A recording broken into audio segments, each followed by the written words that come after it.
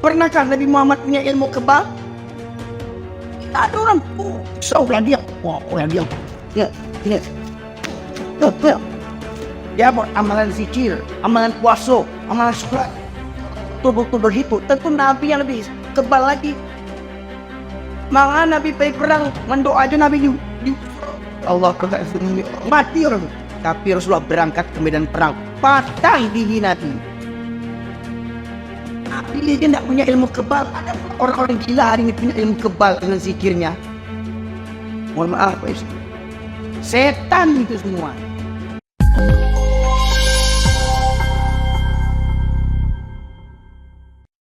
Bismillahirrahmanirrahim. Assalamualaikum warahmatullahi wabarakatuh. Innal hamdalillah nahmaduhu wa nasta'inuhu wa nastaghfiruh wa na'udzu billahi min shururi anfusina wa min sayyiati a'malina. May yahdihillahu fala mudilla lahu wa may yudlilhu fala hadiya lahu.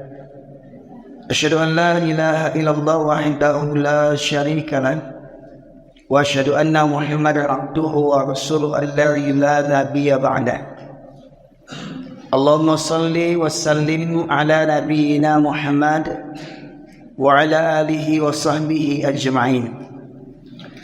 قال الله تعالى في القرآن الكريم أعوذ بالله من الشيطان الرجيم يا أيها الذين آمنوا اتقوا الله حق تقاته ولا تموتن إلا وأنتم مسلمون. Amma ba'du masyaallah muslimin sidang jamaah rahimakumullah. Mari senantiasa bersyukur kita kepada Allah Subhanahu wa taala dengan lisan kita berupa zikir, dengan hati kita berupa keyakinan, dan dengan anggota badan kita berupa amal soleh. Semoga kiranya syukur yang kita aturkan kehadirat Allah semakin menambah nikmat dari Allah serta rahmatnya untuk kita sekalian. Salawat dan salam kita aturkan kepada junjungan kita Nabi besar Muhammad sallallahu alaihi wasallam, yang dengan utusnya beliau menjadi rahmat bagi seluruh sekalian alam. Sebelumnya mohon maaf sekalian, kondisi memang kurang fit karena masuk angin batuk. Jadi ada selingan-selingan, nanti mohon dimaklumi. Sebagaimana tadi disampaikan oleh orang tua kita, bahwasanya memang begitulah kondisi hari ini. Kalau dulu orang mendatangi guru, kalau di zaman sekarang guru yang mendatangi murid. Ya begitulah istilahnya, dakwah itu hari ini harus menyebut bola, Bapak sekalian. Karena memang begitulah zamannya. Zaman fitnah, banyak yang kita ini terlena, merasa tidak utuh akan nilai-nilai agama. Saya sendiri Bapak sekalian, lahir besar di Medan. Setelah 2009 saya hijrah ke Pariaman, tempat kelahiran kedua orang tua saya. Ibu suku Tanjung, ayah suku Mandailing. Saya tinggal di Pariaman Utara, kota Pariaman Utara, Kenagarian Manggung, desa Tanjung Sabar, Bapak sekalian. Kalau dakwah ke Pekanbaru ini, mohon maaf, belum begitu jauh bagi saya. Karena saya masih rutin ke Padang Sedempuan, itu mengisi dakwah 9 jam naik sepeda motor, Bapak Ibu sekalian. Ini karena bebek saya ikut, jadi saya naik travel. Biasanya naik motor ini sampai ke Pangkalan Kerinci. Saya punya abang, punya adik ke Pangkalan Kerinci naik motor paling cuma 6-7 jam. Ya, ke Padang Sedempuan 9 sampai 10 jam. Itu masih saya lakukan sekitar 3 bulan sekali ke Padang Sedempuan, Tapanuli Selatan, Sumatera Utara, Bapak sekalian. Jadi kalau Pekanbaru masih dekat. Ya, mudah-mudahan apa yang kita lakukan ini, saya datang dari Pariaman ke Pekanbaru, Bapak Ibu datang dari rumah menuju kemari, semoga kiranya semua langkah yang kita ayunkan, baik dengan putaran roda kendaraan yang kita naiki, semua itu sebagai wasilah untuk menggugurkan dosa-dosa kita dan mengangkat derajat kita semakin dekat kepada Allah Subhanahu wa taala. Dan semoga di majelis ini kita bersama di taman surga, dan semoga kita reuni nanti di surga firdausnya Allah Subhanahu wa taala. Bapak sekalian, Allah, pada kesempatan kali ini saya ingin menyampaikan beberapa perkara yang membuat seseorang itu terhalang daripada hidayah. Dia terhalang daripada hidayah, amalnya sia-sia, bahkan dia tidak sebenarnya bertuhankan kepada Allah semata. Kita awali dari firman Allah surat Al-Kahfi, surat yang ke-18 ayat 103 sampai ayat 106, di mana Allah berfirman, A'udzubillahi minasyaitonir rajim. Qul hal nunabbiukum bil akhsarina a'mala. Katakanlah, maukah aku beritahukan kepada kalian tentang orang yang paling merugi amal perbuatannya? Allah menawarkan, memerintahkan kepada Nabi untuk menyampaikan kepada umatnya, kepada kita semuanya, maukah aku kabarkan kepada kalian tentang orang yang paling merugi amal perbuatannya? Dia beramal, tetapi dia termasuk orang yang paling rugi. Ya, maka dalam ayat berikutnya Allah menegaskan seperti apa ruginya. Alladzina dhalla sa'yuhum fil hayatid dunya wa hum yahsabuna annahum yuhsinuna sun'a. Yaitu orang-orang yang sia-sia amalnya selama hidupnya di dunia. Selama hidupnya di dunia amalnya sia-sia, tapi dia menyangka telah berbuat sebaik-baiknya. Persangkaannya, apa yang kurang dengan saya? Saya sudah Islam 7 keturunan, saya sudah sholat, saya sudah puasa, saya sudah membayar zakat, saya sudah naik haji, sudah umroh, sudah berkurban. Apalagi yang kurang dengan saya? Menurut dirinya, dia sudah berbuat sebaik-baiknya. Ada kurang lagi. Lamu kerajuan sadonya. Menurut dirinya. Ya. Orang ini kata Allah, sia-sia amalnya selama hidupnya di dunia. Salamonyo hidup. Kok ada orang tua meninggal di usia 80 tahun, dipotong masa sebelum balik. Taruhlah kita balik rata-rata umur 15 tahun. Ya, kemudian dia meninggal di usia 80 tahun. Jadi 80 kurang 15 menjadi 65 tahun. Ada orang yang beramal selama 65 tahun. Sholat, puasa, zakat, haji, umroh, ya, bahkan membangun masjid. Tetapi semua amalnya sia-sia selama hidupnya. Jadi dia rugi bukan malam ini saja. Contoh, kalau malam ini rugi siapa? Yang datang ke masjid bukan karena Allah. Mari kita luruskan niat kita. Saya luruskan niat, Bapak Ibu mari luruskan niat. Ya, mari kita hadiri majelis ilmu ini karena untuk mencari ridho Allah Subhanahu wa ta'ala.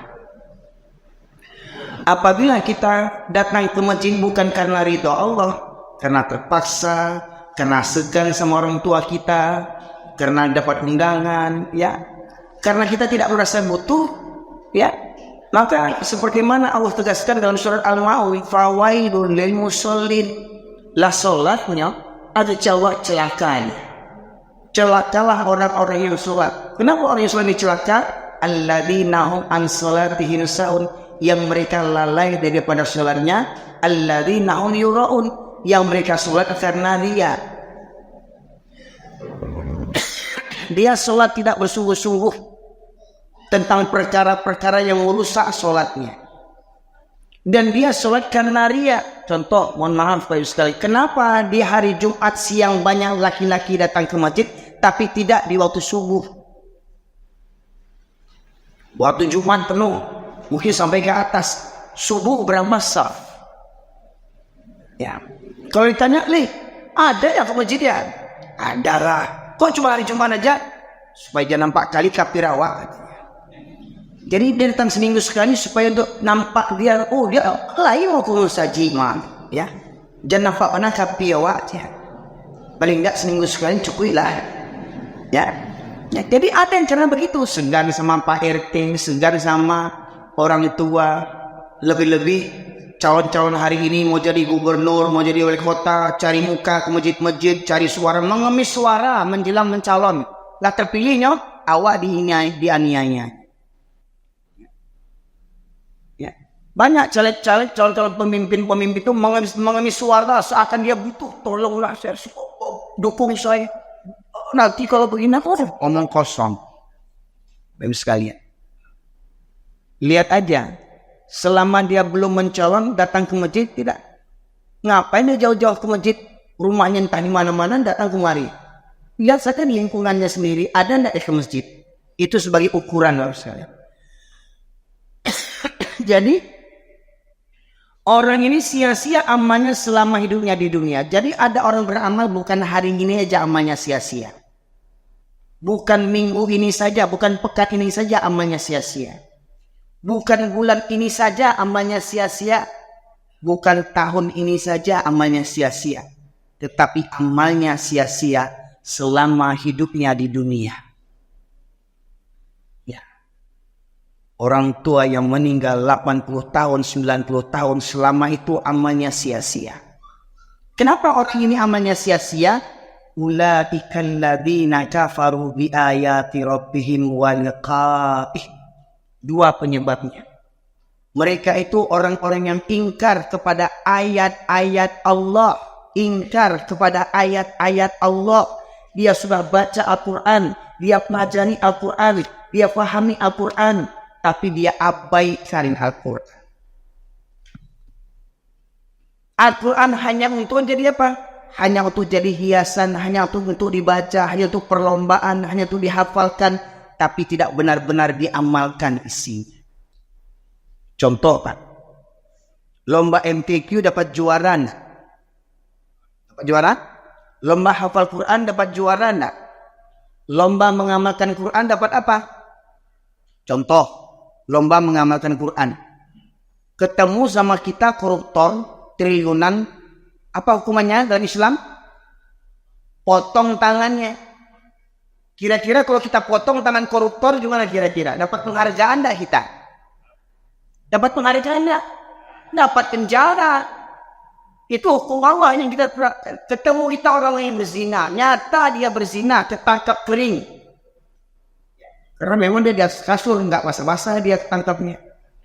Ya, kecuali dia lari ke sawah, jatuh, basah, agak basah, tapi tetap kering. Ya. Maka hukumannya orang yang berzina itu diapakan? Dirajam, dicambuk 100 kali kalau dia masih perjaka, masih gadis, tapi sudah berkeluarga sampai mati dicambuk. Kalau kita amalkan gimana? Dapat penghargaan kita. Dapat penjara. Bapak Ibu sekalian.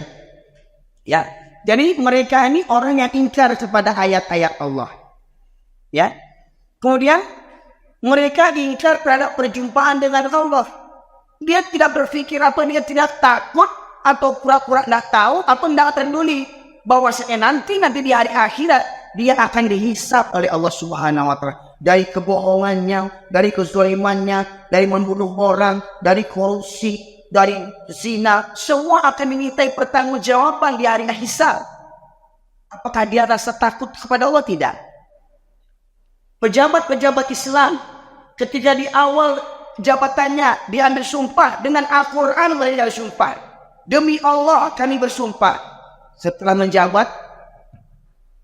menjabat, korupsi, zina, tipu, manipulasi, zalim, curang, tidak adil, merekayasa undang-undang, merekayasa aturan untuk apa? Untuk melegalkan kezaliman. Seakan-akan mereka tidak takut kepada Allah. Baik sekalian. Ya.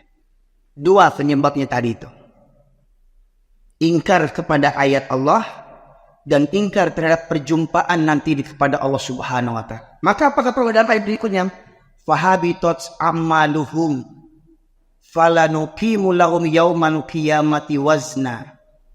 Maka hapuslah amalan-amalan mereka. Kalau kita memahami kalimat hapus, kalau di sekolah bapak ibu guru menyuruh muridnya, murid-murid tolong hapus papan tulis. Itu maknanya papan tulis masih bersih atau ada coret-coretan? Ada coret? Ada coret-coretan, ada tulisan. Apa kata guru? Tolong hapus papan tulis. Nah, kata Allah tadi, maka hapuslah amalan mereka. Mananya apa? Amalan mereka ini awalnya sudah dicatat sama malaikat. Kalau sudah dicatat amal kebaikannya. Sholat, puasa, zakat, haji. Namun karena niatnya karena Allah tidak sesuai, tata caranya tidak sesuai dengan kehendak Rasulullah, maka amalnya sudah ditusuk, dihapus oleh malaikat. Wala nuqimu yaumal qiyamati wazna, dan di hari kiamat kami tidak mengadakan penimbangan terhadap amalnya. Kita beriman nanti di hari akhirat ada namanya yaumul mizan, hari timbangan di mana amal kita akan ditimbang. Umpamanya satu daun timbangan tentang amal kebaikan, satu daun timbangan amal keburukan, ditimbang mana yang berat. Nah, orang ini amal kebaikannya tidak ditimbang oleh Allah, tetapi amal keburukannya tetap ditimbang. Terus gimana Bapak sekalian? Bareng sabalah enggak? Kok ini kok dosa-dosanya kok saking bareng pula? Apa amalnya? Tidak bernilai Bapak sekalian. Ya. Amal kebaikannya tidak dinilai oleh Allah Subhanahu wa taala. Kalaupun kita mengambil dalil daripada surat Az-Zilzalah, wa may ya'mal mithqala dzarratin khairan yarah wa may ya'mal mithqala dzarratin syarran yarah, bahwasanya Allah akan membalas kebaikan, ya, kejahatan tuh, maksiat tuh akan dibalas walau sebesar biji zarah kejahatan akan dibalas dengan keburukan. Dan sebesar biji zarah kebaikan akan dibalas dengan kebaikan yang dahsyat. Itu hanya berlaku bagi orang yang beriman. Pertanyaannya, benarkah kita beriman kepada Allah dan Rasulullah yang selalu kita ungkapkan dalam kalimat dua syahadat? Asyhadu an la ilaha illallah wa asyhadu anna Muhammadar Rasulullah. Aku bersaksi bahwasanya tidak ada ilah Tuhan sembahan selain Allah, dan aku bersaksi Muhammad itu Rasul dan Nabi Allah. Pertanyaannya, benarkah kita beriman kepada Allah dan Rasul? Iman itu Bapak sekalian membutuhkan bukti.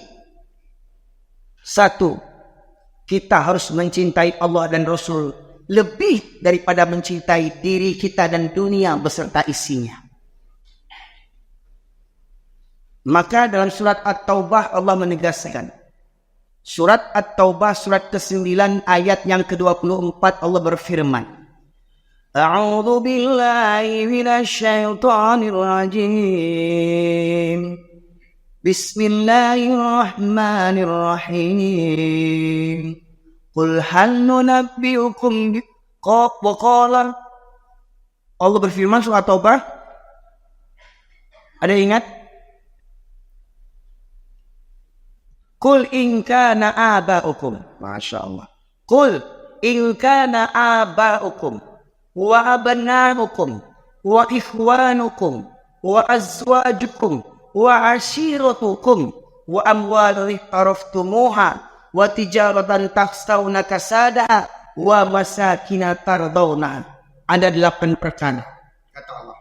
Katakanlah, jika bapak-bapakmu atau orang tuamu, anak-anakmu, saudara kakak beradikmu, istri ataupun suamimu, sanak familimu, orang kampungmu, orang sasukumu, ya, sanak bapak, sanak ibumu, ya, harta kekayaan yang kamu cari, yang kamu kumpul-kumpulkan, yang kamu bangga-banggakan, yang kamu pamer-pamerkan, perniagaan, pekerjaan, pangkat dan jabatan yang kamu khawatirkan kerugiannya, dan rumah tempat tinggal yang kamu cintai.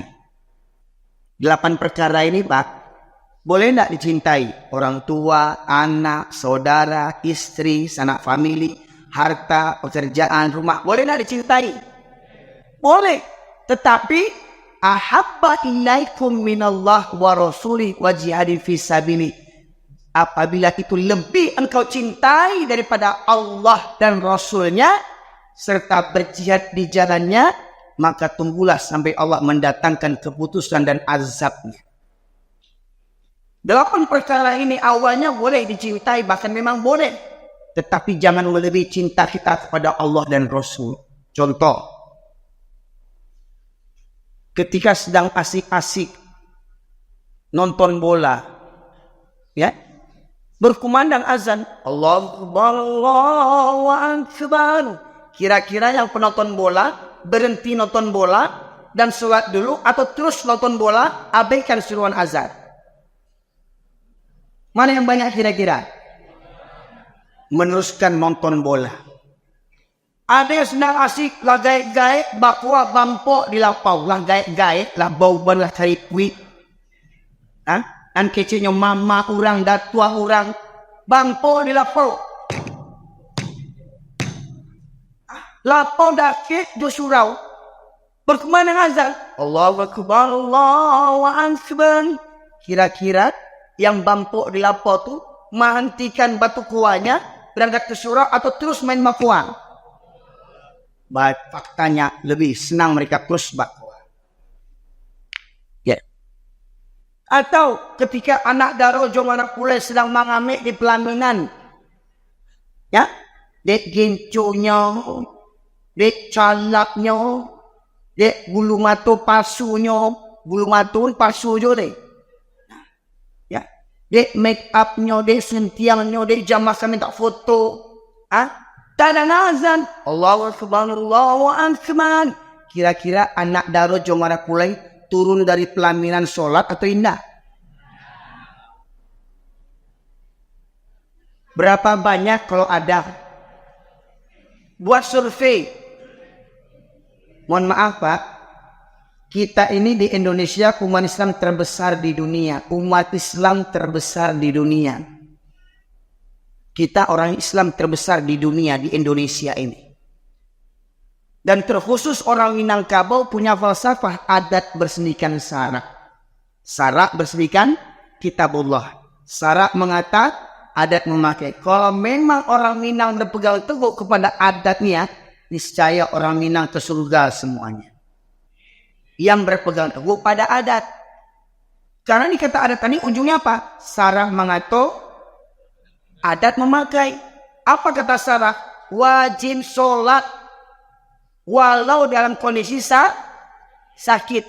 Orang sakit pantang kena air, boleh tinggal sholat tidak?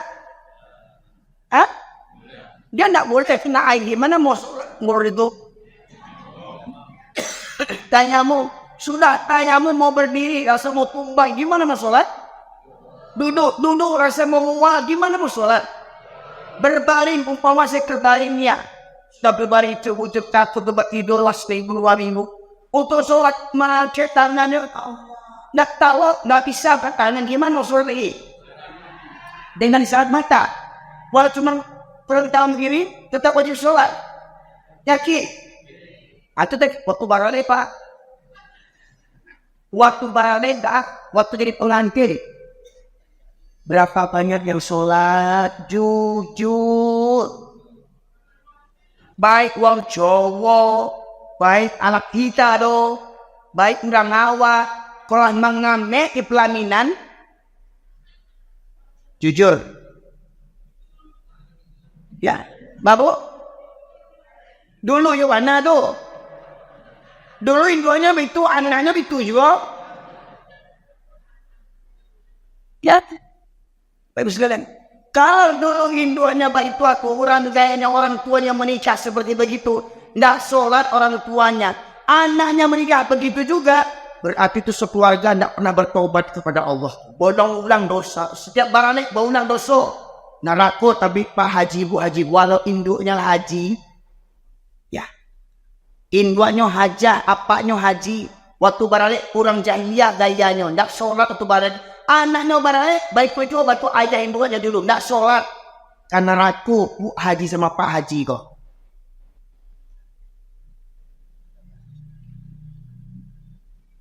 Tadi ibu sebatat katanya orang sakit aja wajib sholat. Anak daro apanya yang sakit? Maka dua kuncinya. Apa kata pepatah di jalan-jalan? Sholatlah kamu sebelum kamu disolatkan. Kalau dia tak mau sholat, sholatkan. Sholatkan anak darah jomara pula ikut pemantai pun sholatkan. Kalau sholatkan tapi dia orang, ya orang mati enggak? Mati kerancaan. Batu nikel tuh karangan bunga. Selamat berbahagia. Selamat cetako. Orang tuanya mengumpulkan duit bertahun-tahun, berpuluh tahun menabung duit untuk pesta anaknya. Modal nikahnya Masya Allah. Ya. Ijab kabul di masjid. Tak tahu di masjid ijab kabulnya. Maharnya seperangkat alat sholat dibayar cash. Ya. Pemisalnya. Waktu duduk di pelaminan tidak sholat. Berarti keliru itu maharnya. Tukar maharnya. Seperangkat kain kafan dibungkus tunai. Bungkus dari nomor kulit. Sholat kan.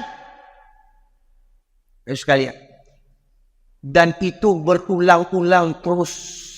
Turun-temurun. Dari orang tua ke anak. Dari anak ke cucu. Menunjukkan apa? Menunjukkan satu keluarga itu tak pernah benar-benar bertaubat kepada Allah. Walau induknya rajin sholat, ayahnya rajin sholat, rajin dengar pengajian, anak baralik bantuan jahiliyah. Tak guna sholat orang tuanya.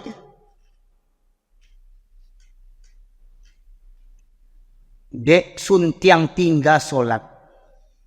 Dek gencu tinggal sholat. Coba yang tentu. Mengaku orang baradai. Tak tahu diutuang. Dek carwadai tinggal sholat. Baik orang Minang maupun orang Batak, orang Melayu, orang Jawa. Cuma survei. Survei yang jujur. Berapa persen yang sholat? Katanya umat Islam mayoritas. Tapi banyak yang mayoritas tak sholat. Coba bisa lihat. Itu contoh daripada mendustakan ayat-ayat Allah. Ingkar kepada ayat-ayat Allah. Ya gimana Ustaz, namanya juga pesta. Kalau nggak begitu gimana? Mohon maaf ya. Pernikahan saya yang pertama. Dan mudah-mudahan yang pertama dan terakhir kalinya ya. Ini bebek saya dengar nih. Nanti diracunnya saya di rumah nanti. Udah ngajar abang ya. Buka 2 kali rupanya. Ya kalau ada kenapa tidak? Istri saya alhamdulillah waktu nikah, waktu pesta. Nggak pakai gincu. Nggak pakai make up.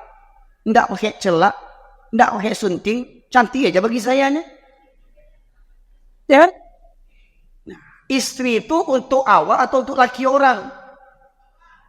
Untuk awak. Mana ini sore laki orang? Duduk pesanin kita di pelaminan. Datang tamu laki-laki makan tengangonya. Anjak anak daroyo aja. Talambe bersubuh wak. Ketika salaman apa deh? Barala ampe kau di nanti juga aja. Janda kita pun ditunggunya juga lagi. Tadi karena pamer-pamer istri sama laki orang. Begitu jadinya. Maka yang saya pahami dari ilmu yang saya pelajari. Haram hukumnya parusi basolek dimukul laki-laki yang bukan mahramnya. Tanya sama ulama Minangkabau yang jujur. Ulama yang jujur. Yang kami hormati nenek mama alim ulama jadi pandai bunduk kandung baralek batu jahiliyah. Tanya sama ulama yang jujur, apa hukum basuntiau anak daru jomara pulai? Ulama yang jujur ya, bukan ulama panakui, bukan ulama gadam sanawa. Iko karena kejiwa aku dak diundang wa kali ya. Iko karena kejiwa dak diusir kampuang di danga orang ko. Iko karena kejiwa ko dak di orang amplop ko. Ambo santai juga dia orang amplop macam pak amplop. Nggak percaya lo. Nggak percaya lo. Siapa pun saya ceramah di mana-mana dikasih orang saya campakkan amplop itu. Tuh ya dia misi lo. Andi awak gua misi lo. Kalau dibuang sama isinya apa? Pas orang tampok lo kok. Tiko tampoknya. Nyo pada solo. Ancak selama pitihnya lu amplopnya. Kadang ada ustaz-ustaz amplop gua deh meninggal amplop. Amplop bisa nih paling di fotokopi. Yang pada itu isinya. Apa itu sekalian? Nikah itu, walimatul urus itu ibadah enggak? Ibadah tidak. Diawali dengan ijab qabul. Ya. Diawali sudah itu mungkin orang baca Yasin, baca apa segala macam sholawatan. Tengah harinya hamil 3 bulan. Paginya ibu-ibu wirid Yasin, baca Yasin. Yasin wal Qur'anil Hakim. Pagi-paginya, tengah harinya yang wirid Yasin, boy. Bapak Ibu sekalian, mohon maaf. Ustadz gara-gara cerita, bukan gara-gara cerita. Itulah gunanya mata, alam takambang. Jadi, ketika datang pasukan padusi laki-laki bu, ya, marah pulai, jawab tambu tasa, ibu ikut ibu ya. Masya Allah, mau mencari astagfirullahaladzim. Tak ada malu le dudukan duang di Minangkabau. Maka diumban dek galodok ke batai. Ya. Bayangkan. Gampo 2009 di Minangkabau. Dah jalan joleh. Dah bertobat joleh di Minangkabau. Kabau. Kece orang Minang, Baradai, syarat mengatu, sembat ada bersih syarat kitabullah, solat bila takana, surau langang, kadang saleh, kadang kale, kadang salawah. Kau barendak laki-laki Minangkabau bawa penuh surau kau itu sekalian. Penuh masjid ni kalau laki-laki Minangkabau beradat. Kenapa? Syarat mengatu adik memakai. Di atas perbedaan khilafiyah para ulama, tetapi saya meyakini solat berjamaah bagi laki-laki hukumnya wajib bagi laki-laki. Apa dalil wajibnya? Di antaranya di zaman Nabi ada sahabat yang buta, namanya Abdullah bin Umi Maktum, menghadap Rasulullah dia. Ya Rasulullah, engkau tahu aku ini orang tua yang buta, lagai buto, tinggal sebatang kara. Rumah jauh dari masjid, jalan berliku-liku, banyak binatang berbisa, 6 kesulitannya, 6 kendalanya, halangannya, karena dia buta dan tinggal sebatang kara. Bertanya kepada Rasulullah, ya Rasulullah, bolehkah aku sholat di rumahku? Apa kata Rasulullah? Apakah engkau mendengar seruan azan? Dengar ya Rasulullah, maka tidak ada keringanan bagimu untuk sholat di rumahmu.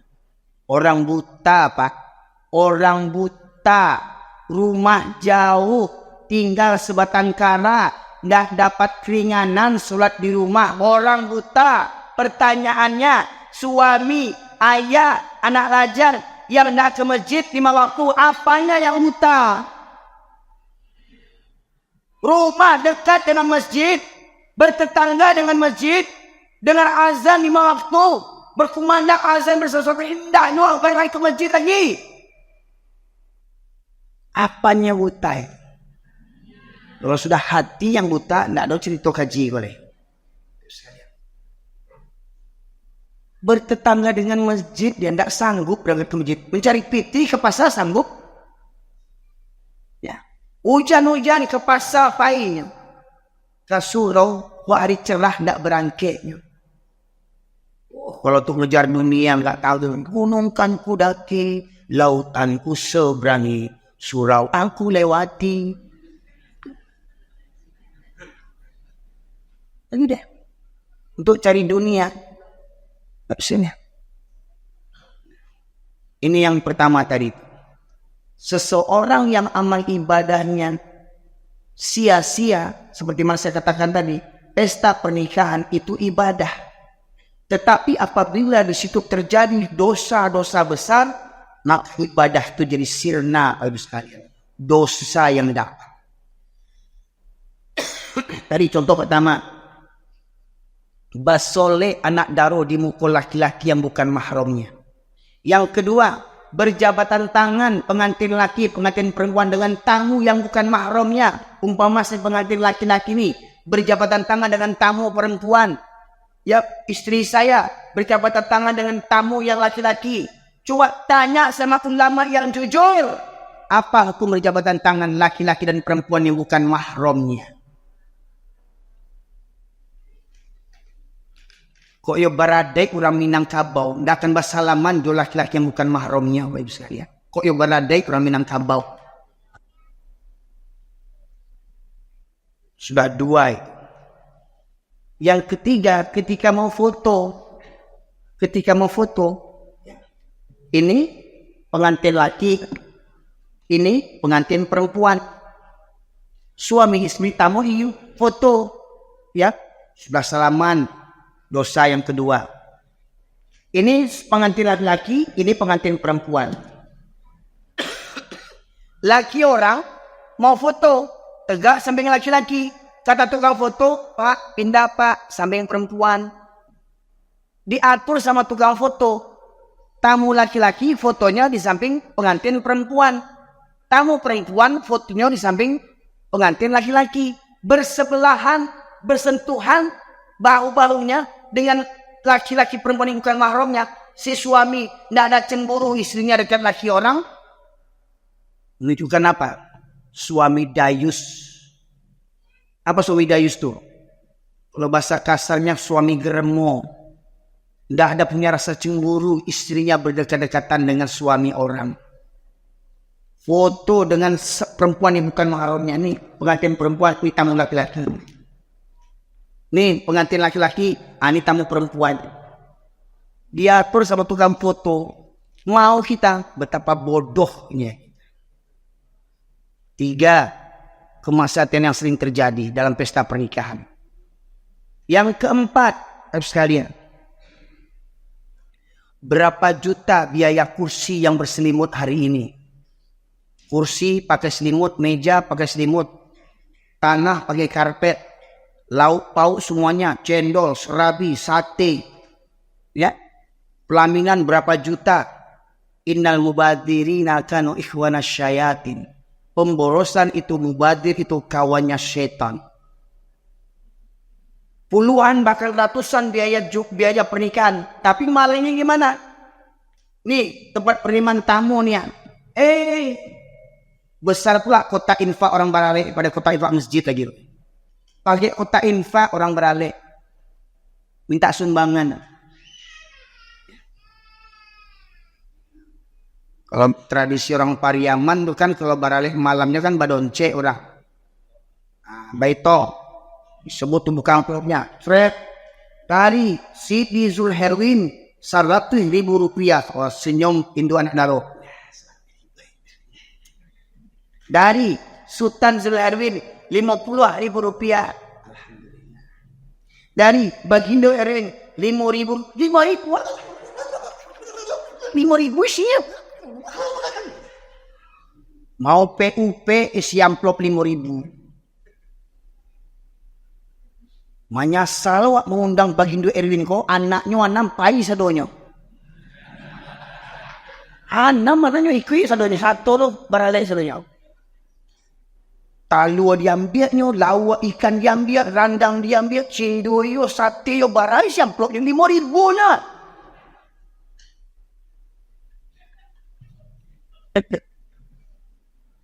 Datang lo sana di rantau le bala boleh. Batanyo labo.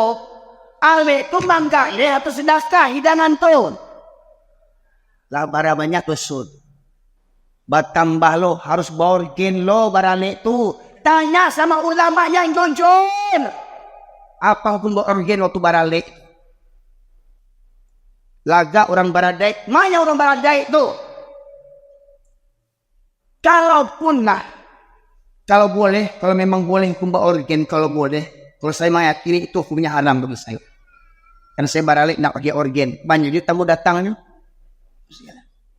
Ampun lampunya lagu-lagu kasidah, lagu nasihat, tidak apa-apa. Janganlah ngawani sanju-sanju, engkau dikelan manusia agung. Ya apa? Ini nak lagunya hamil 3 bulan, hamil 3 bulan, hamil 3 bulan. Siapa lakiku? Hamil 3 bulan pamer-pamer sama orang.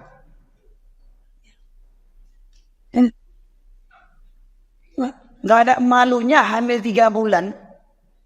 Bapak baguan ke orang.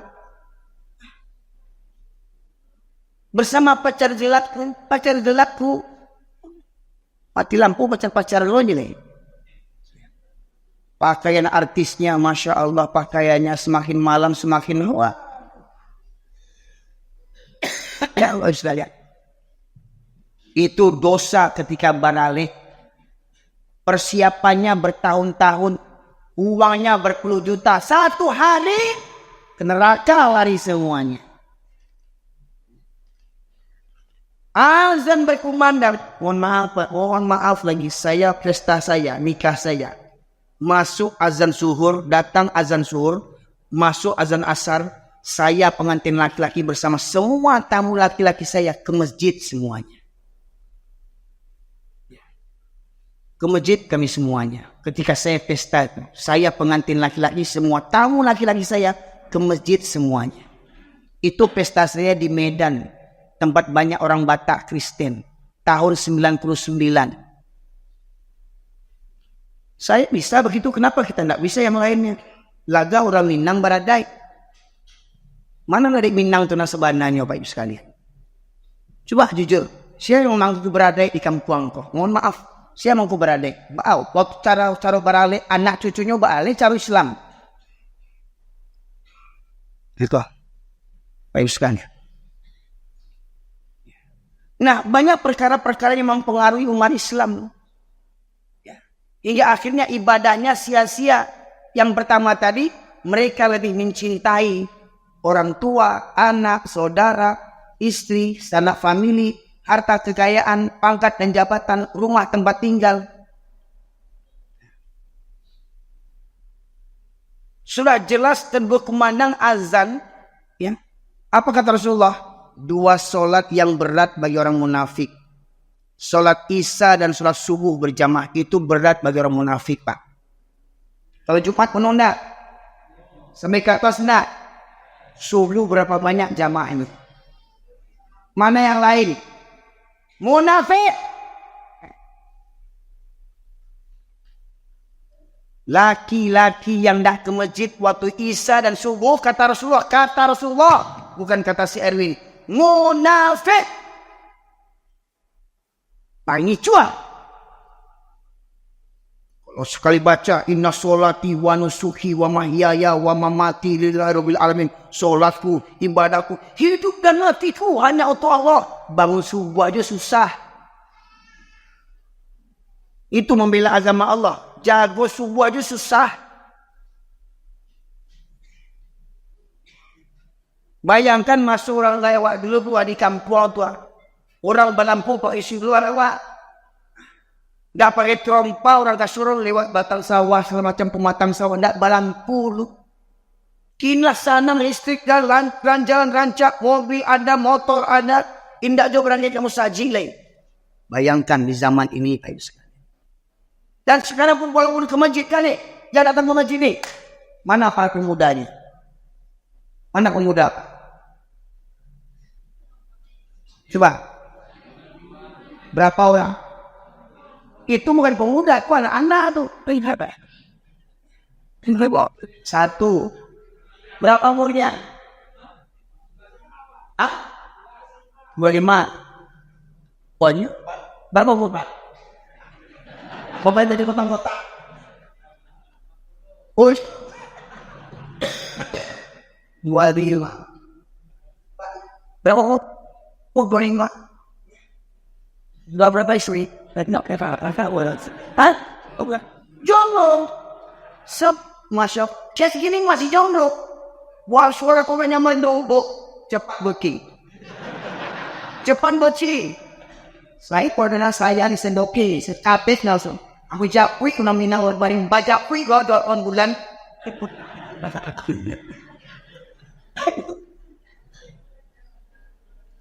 Masya Allah. Tak ada pemuda yang apa? Dari segi yang banyak nih, para pemuda tidak minat ke masjid banyak. Anak siapa itu? Anak siapa? Anak awak, kemenakan awak. Tapi kecil pepatah orang Minang, anak di pangku kemenakan di bimbing. Manya. Lagi dana kecil ayah kini. Lagi dana kecil orang tua kini dia anak. Lagi dana kecil mama kini dia kemenakan. Dulu kemenakan melalak. Keluar keluyuran. Batu mama dilapau. Tunggang langgang bapa lihat kemenakan tu. Mama. Kini mama batu. Mati lah. Di doanya mamanya mati. Matilah membalak dia. Awak tagan-tagan dia bentuk anak dia bentuk tu dia. Tak terima kemenakan kini dinasihati di mamanya. Bahkan tak terima orang tua. Umpama ko orang tua aku misalkan mama ambo. Ambo ditagah di mama. Orang tua berang anak tadi lawis. Anak tadi lawis yang nuri anak ambo. Banyak tak orang tua yang tak begitu sekarang. Orang tua cilako. Syukur orang sudah mau menasihati anak. Dilaporin pihak anak kau tadi malam bercewek situ.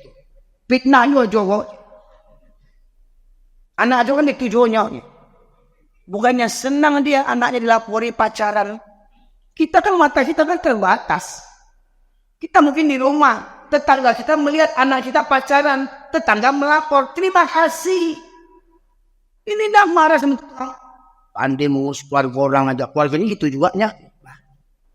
Itulah manusia hari ini ya Allah ya Rabbi. Di zaman apa kita hidup sekarang ini? Enggak berlaku lagi wa tawassabil haqqi wa tawassabil sabri. Ya. Udah macam tinggal di Jakarta aja, lu gue. Emang gue pikirin mas bola. Itu yang pertama saudara. Apabila manusia dan dunia dipertuhankan, maka amal ibadah kita karena manusia akan sia-sia. Yang kedua Bapak sekalian, yang banyak menjadikan amal kita sia-sia.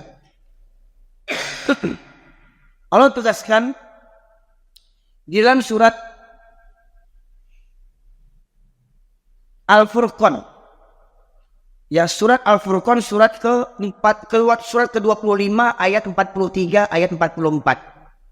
Allah berfirman, a'udzubillahi minasyaitonirrajim, ara'aita man ittakhadha ilahahu hawahu afa anta takunu alaihi wakila.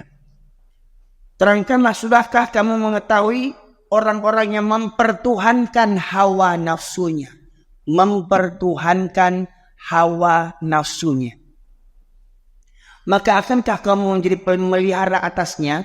Kalau orang sudah mempertuhankan hawa nafsu, bisa tidak diselamatkan? Kita nasihati. Ya, dah solat alai soalin banawa jangguik sasewang. Awak menasihati untuk solat marah nih. Kalau orang Kristen kita ajak solat marah wajar. Ini orang Islam nggak solat kita ingatkan berangnya. Soalin banawa bantu orang ini muncul surga. Awak mengajak soalim udah soal kapi udah. Bayangkan. Lah tadang azan dia tu berangkit ke surau lagi. Lah gae, lah jadi ayah orang. Saya mempertuhankan hawa nafsunya. Apa kata Allah orang yang bertuhankan hawa nafsunya dalam ayat berikutnya? Am tahsabu anna aktsarahum yasma'una aw yaqilun in hum illa kal an'am bal hum adallus sabila. Apakah kamu mengira sebagian mereka mendengar dan memahami? Mereka tak lain seperti binatang ternak, bahkan lebih sesat jalannya daripada binatang lagi. Itulah orang yang memperturutkan hawa nafsunya. Allahu Akbar, Allahu Akbar. Kita tahu artinya Allah Maha Besar. Tetapi kita sibuk nonton bola. Hawa nafsu. Kita dengar Allahu Akbar, Allah Maha Besar yang Maha memberi rezeki. Tapi kita jaga tetap menggalih. Awak tinggalkan Allah tetap menggalih. Beko kurang balanjo ba'a beko. Galih ditunggui. Allah diabaikan. Ya. Oh itu kan cari nafkah segala macam. Pak Ibu sekalian. Rasulullah Sallallahu Alaihi Wasallam. Namanya bersanding dengan kalimat syahadat bersama Allah Subhanahu Wa Taala. Beliau pemimpin umat. Beliau ayah. Beliau pemimpin pasukan perang. Bahkan di medan perang beliau tidak pernah meninggalkan sholat berjamaah sekalipun. Tak pernah meninggalkan sholat berjamaah walau dalam kondisi perang sekalipun. Bapak sekalian, mohon maaf ya, ada tolong ya Didi atau siapa buka Quran terjemahan Android surat An-Nisa ayat 102. Minta tolong saya ya, yang sudah kebuka Quran ada minta tolong saya, tolong dibacakan.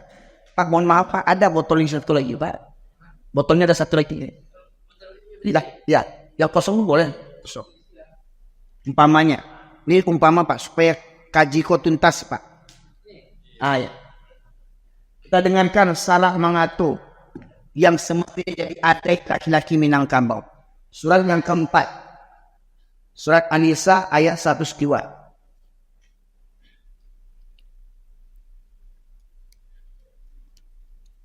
Itu kita hadis.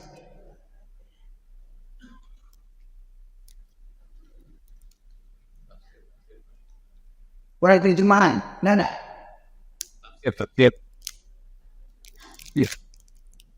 Situ Pak. Atau yang Quran Android.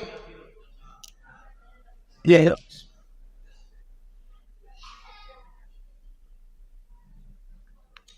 Mana itu? Ya. Surat kedua, tolong baca.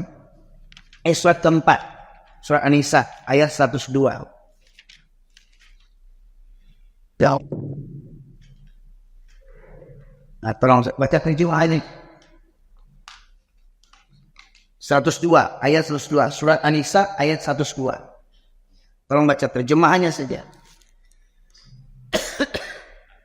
Ya, artinya. Dan apabila engkau Muhammad berada di tengah-tengah mereka, sahabat-sahabat. Ya.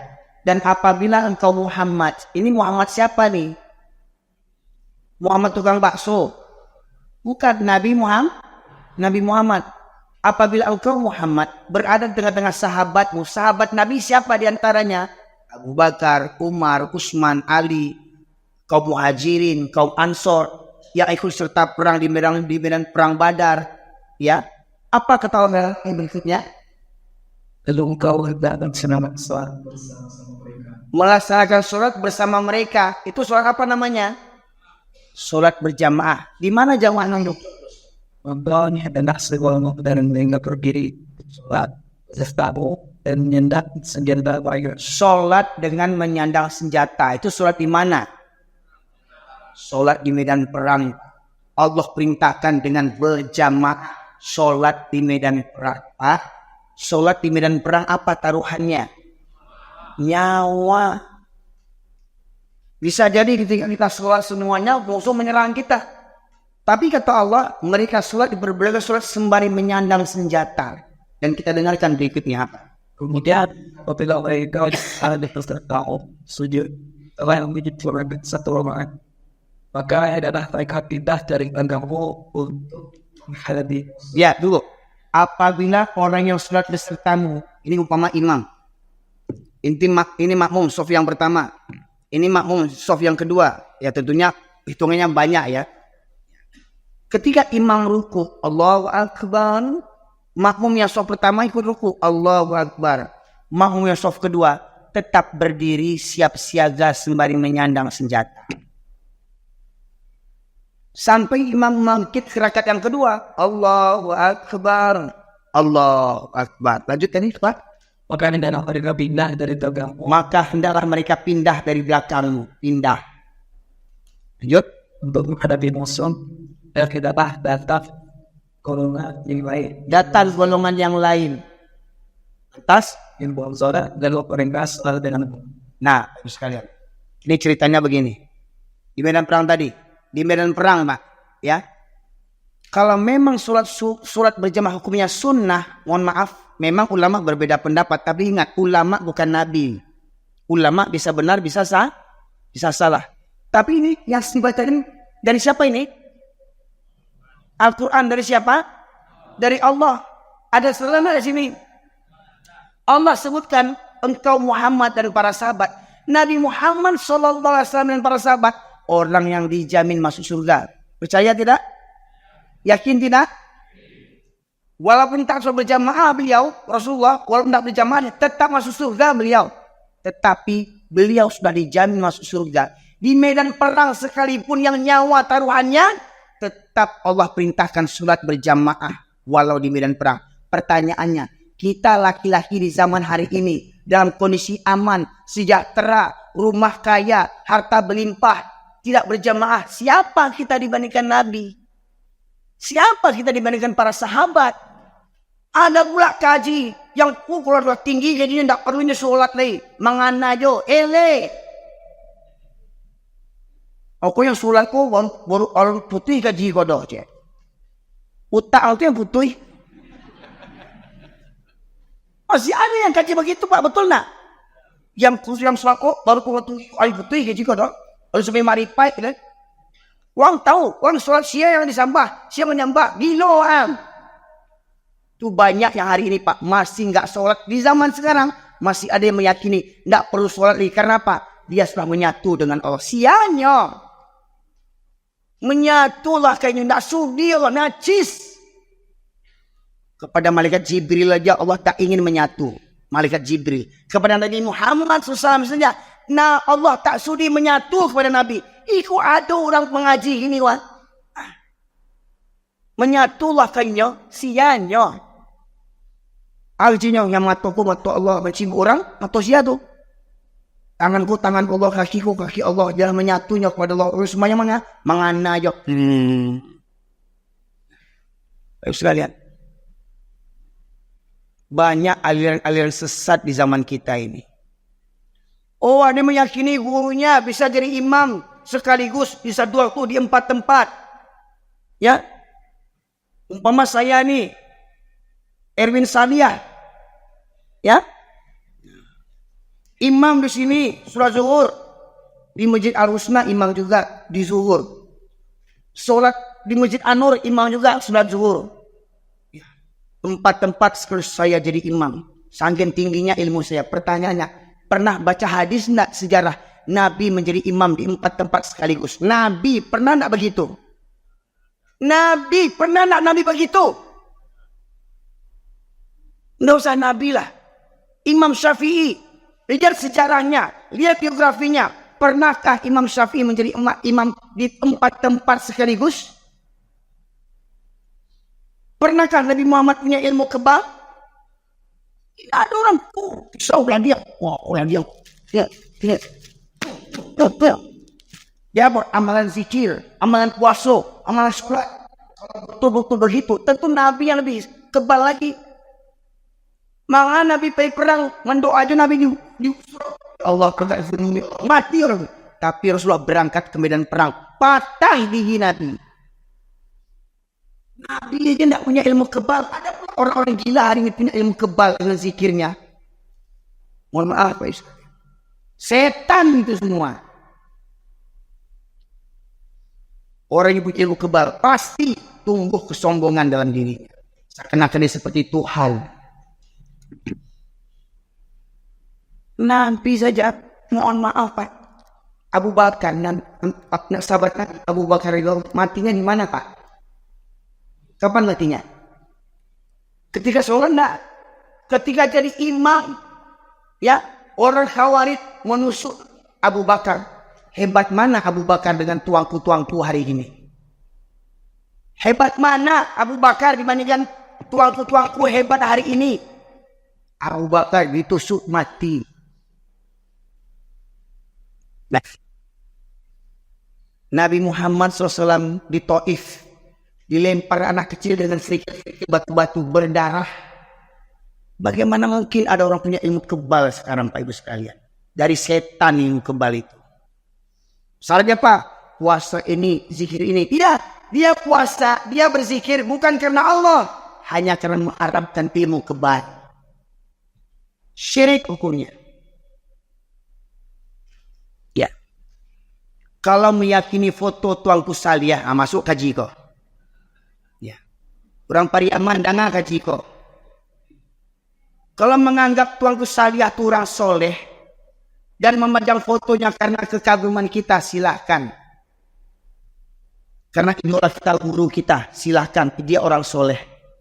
Tetapi kalau meyakini, memoto, memajang foto Tuanku Salihah di kedai nasi untuk melariskan dagangan, syirik hukumnya. Kalau memang kita kagum dengan Tuanku Salihah, tiru kesolehannya. Ya. Boleh tak kita kagum dengan Tuanku Salihah? Boleh. Orang soleh nak. Kok iyo yang manggali nasi itu orang soleh. Tak ada azan, tutui kadai, solat. Itu orang soleh namanya itu. Kok enggak?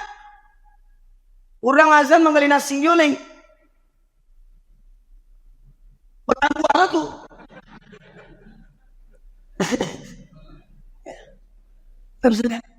Kalau meyakini memajang foto Tuanku Salihah dapat mendatangkan rezeki, syirik hukumnya. Siapa Tuanku Salihah mendatangkan rezeki? Tapi kalau sekedar mengagumi, ya silahkan.